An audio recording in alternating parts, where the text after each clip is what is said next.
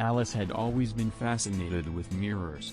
As a child, she loved to gaze at her reflection, admiring her curly hair and bright blue eyes.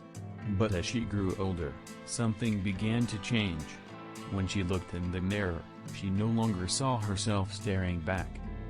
At first, it was just little things.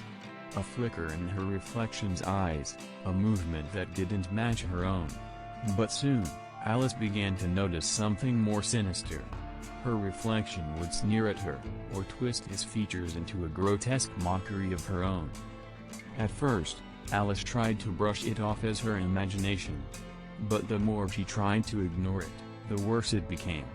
Her reflection would follow her movements, but its movements were always just a little bit off. And sometimes, when Alice turned away from the mirror, she could swear that she could still feel its cold eyes on her back. Alice became increasingly obsessed with her reflection, spending hours in front of the mirror trying to communicate with it. But the more she tried, the more malevolent her reflection became.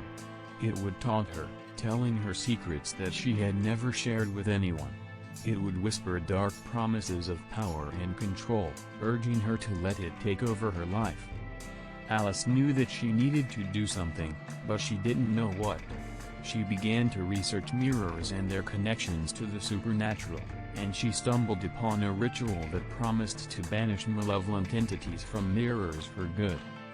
With trembling hands, Alice gathered the necessary materials and performed the ritual.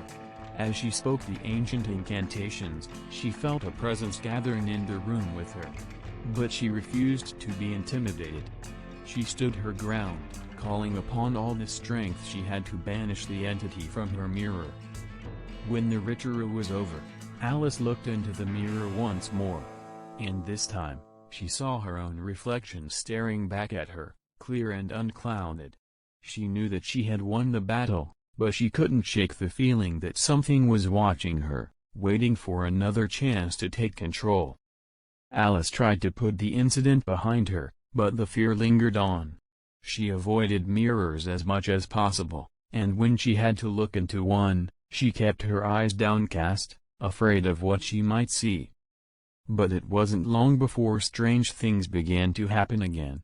Objects would move on their own, doors would open and close without explanation.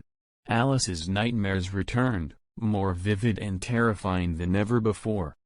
And then, one day, Alice caught a glimpse of her reflection in a store window. It wasn't her reflection, not really. The eyes were too dark, too cold. Alice felt her stomach twist with fear as the reflection turned its head to look directly at her, and then vanished. Alice knew that she needed help, but she didn't know who to turn to. She began to research local occult experts, trying to find someone who could help her banish the entity once and for all.